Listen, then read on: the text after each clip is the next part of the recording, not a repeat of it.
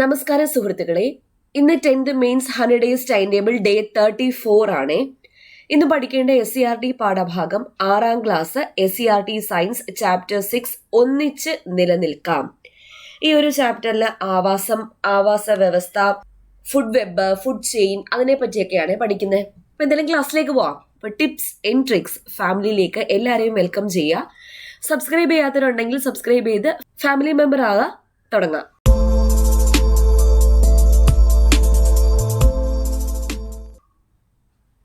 6ാം class science chapter 6 ഒന്നിച്ച് നിലനിൽക്കാം. ഈ ചാപ്റ്ററിന് തുടക്കത്തിൽ ഒരു ഫിഗർ കാണിച്ചിട്ടുണ്ട്. ഈ ഫിഗറിൽ ഇങ്ങനെ മീനുകൾ ഇങ്ങനെ ആലോചിക്കുന്ന കാര്യം പറയുന്നത്. കുളത്തിൽ സന്തോഷത്തോടെ കഴിഞ്ഞിരുന്ന എനിക്ക് ഈ ചില്ലുകൂട്ടിൽ കഷ്ടപ്പെട്ട് കഴിയേണ്ട ഗതി വന്നല്ലോ എന്ന്. അപ്പോൾ ഓരോ ജീവജാലങ്ങൾക്കും അതിൻ്റെ ചുറ്റുപാടുണ്ട്, അല്ലെങ്കിൽ ഒരു ആവാസമുണ്ട്. അപ്പോൾ ഒരു ജീവി ജീവിക്കുന്ന പ്രകൃതിദത്തമായ ചുറ്റുപാട് അറിയപ്പെടുന്ന പേരാണ് എന്ത്? ആവാസം. ആവാസം എന്നാൽ ഒരു ജീവി ജീവിക്കുന്ന പ്രകൃതിദത്തമായ ചുറ്റുപാടിനെയാണ് ആവാസം എന്ന് പറയുന്നത്.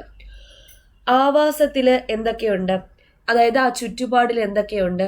ജീവീയ സാധനങ്ങളും ഉണ്ട്, അജീവീയ സാധനവും ഉണ്ട്. എന്ന് വെച്ചാൽ ജീവനുള്ള വസ്തുക്കളും ഉണ്ട്, ജീവനില്ലാത്ത വസ്തുക്കളും ഉണ്ട്. അപ്പൊ ജീവീയ ഘടകങ്ങളും അജീവീയ ഘടകം, ജീവീയ ഘടകത്തിന് ഇംഗ്ലീഷ് എന്താ?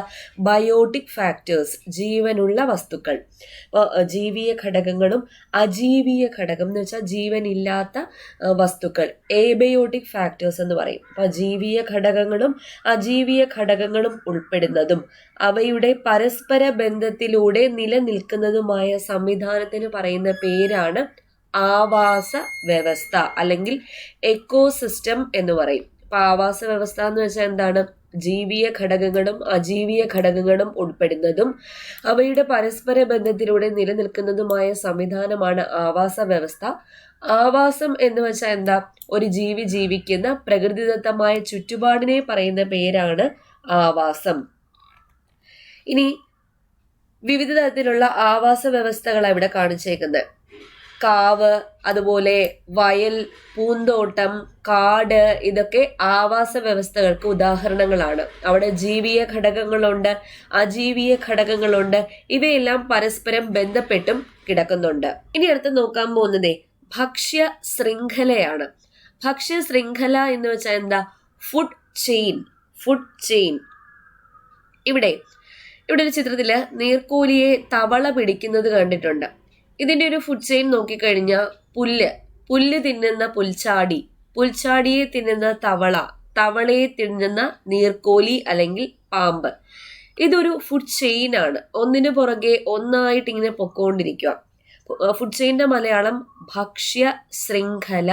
ഭക്ഷ്യ ശൃംഖല. അപ്പൊ നീർക്കോലി തവളയെ പിടിക്കുന്നു, നീർക്കോലി തവളയെ ആഹാരമാക്കുന്നു. തവള എന്തിനെയെല്ലാം ആഹാരമാക്കുന്നുണ്ട്? പുൽച്ചാടിയെ ആഹാരമാക്കുന്നുണ്ട്.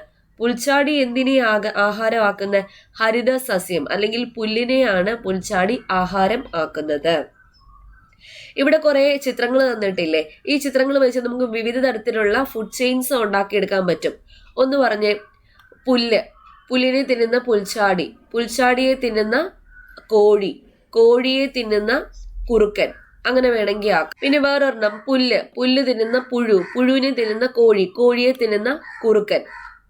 പുല്ല് തിന്നുന്ന മാനിനെ തിന്നുന്ന കുറുക്കനെ തിന്നുന്ന സിംഹം. അങ്ങനെയൊക്കെ വിവിധ രീതിയിൽ ഭക്ഷ്യ ശൃംഖലകൾ ഉണ്ടാക്കിയെടുക്കാം. ഇവിടെ കുറച്ച് എക്സാമ്പിൾസ് തന്നിട്ടുണ്ടേ. അപ്പൊ ഇത്തരം ആഹാര ബന്ധങ്ങളെ എന്ത് പറയുന്നത്? ഭക്ഷ്യ ശൃംഖല എന്ന് പറയുന്നത്. ഇവിടെ എപ്പോഴും നോക്കിക്കഴിഞ്ഞാൽ ഈ ഭക്ഷ്യ ശൃംഖലയിലെ ആദ്യത്തെ കണ്ണി എന്തോ ആയിരിക്കും? ഹരിത സസ്യങ്ങളായിരിക്കും. ഇവിടെ ഹരിത സസ്യമായിട്ട് തന്നേക്കുന്ന പുല്ല. അപ്പൊ ഭക്ഷ്യ ശൃംഖലയിലെ ആദ്യത്തെ കണ്ണി എന്തോ ആയിരിക്കും? ഹരിത സസ്യമായിരിക്കും. ഭക്ഷ്യ ശൃംഖലയിലെ ആദ്യത്തെ കണ്ണി ഹരിത സസ്യം, ഗ്രീൻ പ്ലാന്റ്സ് ആയിരിക്കും. അവരാണ് ഉൽപാദകർ.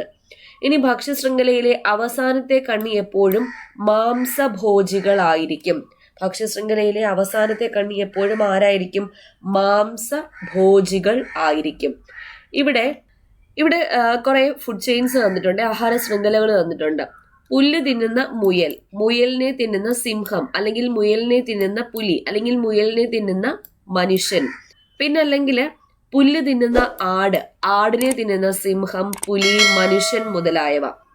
പിന്നെ പുല്ല് തിന്നുന്ന മാനുണ്ട്, മാനിനെ തിന്നുന്ന സിംഹം, പുലി എന്നിവയുണ്ട്. പുല്ല് തിന്നുന്ന പുഴു, പുഴുവിനെ തിന്നുന്ന കോഴി, കോഴിയെ തിന്നുന്ന മനുഷ്യൻ, അങ്ങനെയും പറയാം. പുല്ല് തിന്നുന്ന തവള, തവളയെ തിന്നുന്ന പാമ്പ്, പാമ്പിനെ തിന്നുന്ന പരുന്ത്. പുല്ല് തിന്നുന്ന പുഴു, പുഴുവിനെ തിന്നുന്ന ഓന്ത്, ഓന്തിനെ തിന്നുന്ന കോഴി, കോഴിയെ തിന്നുന്ന മനുഷ്യൻ.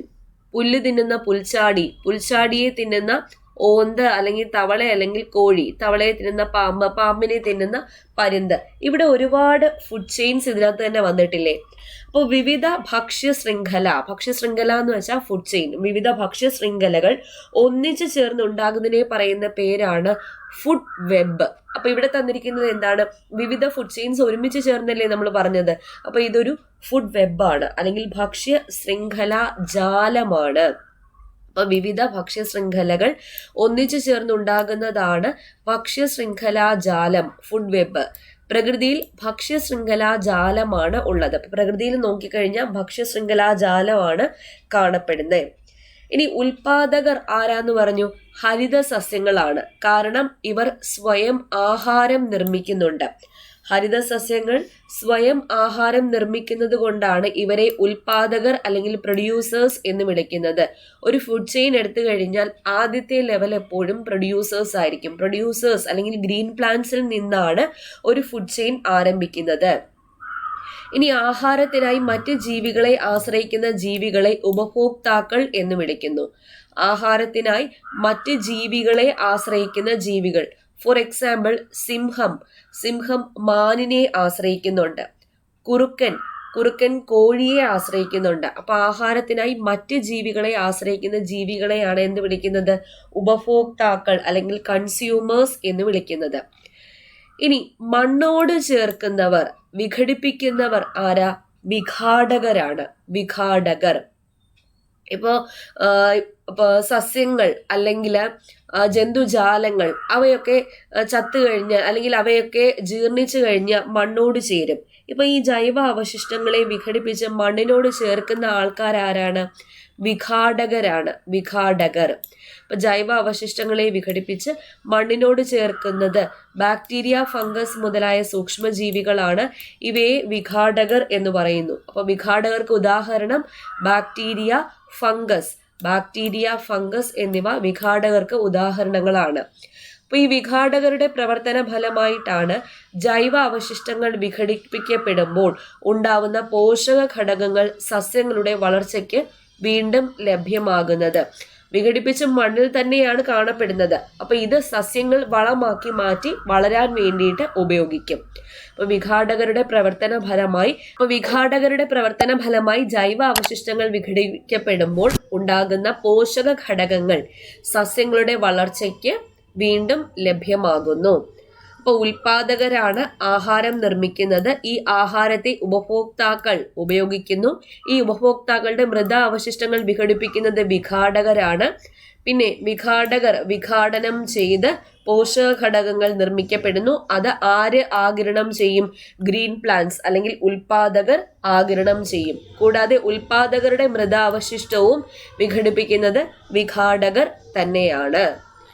ഓക്കെ, അപ്പൊ ഇത്രയേ ഉള്ളൂ ഈ ഒരു ചാപ്റ്റർ എന്ന് പറയുന്നത്. പിന്നെ ആവാസ വ്യവസ്ഥയ്ക്ക് കോട്ടം തട്ടുന്ന പല പല പ്രവർത്തനങ്ങളും ഇപ്പോൾ ചെയ്യാറുണ്ട്. അത് എല്ലാ ചാപ്റ്ററിലും പറയുന്നതാണ്. കുന്നിടിക്കൽ, പിന്നെ അനധികൃതമായിട്ട് മണൽ വാരൽ മുതലായ അശാസ്ത്രീയ പ്രവർത്തനങ്ങളൊക്കെ പ്രകൃതിയിൽ കാണപ്പെടുന്ന പ്രകൃതിദത്തമായ ആവാസ വ്യവസ്ഥകൾക്ക് കോട്ടം സംഭവിക്കുന്ന കാര്യങ്ങളാണ്.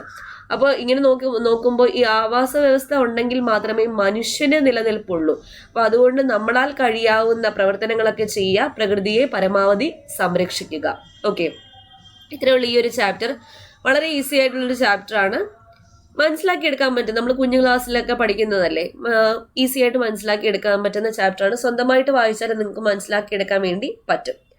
ഓക്കെ, അപ്പൊ ഈ ഒരു ചാപ്റ്റർ പഠിച്ചിട്ടേ നമ്മുടെ ടിപ്സ് ആൻഡ് ട്രിക്സിന്റെ the ultimate science Mantra book എടുത്തതിന് ശേഷം ഈ ചാപ്റ്ററിലെ ക്വസ്റ്റ്യൻസ് പ്രാക്ടീസ് ചെയ്യുമ്പം സെറ്റ് ആവും. പുസ്തകം വാങ്ങാത്തവരാരെങ്കിലും ഉണ്ടെങ്കിൽ വാങ്ങുക.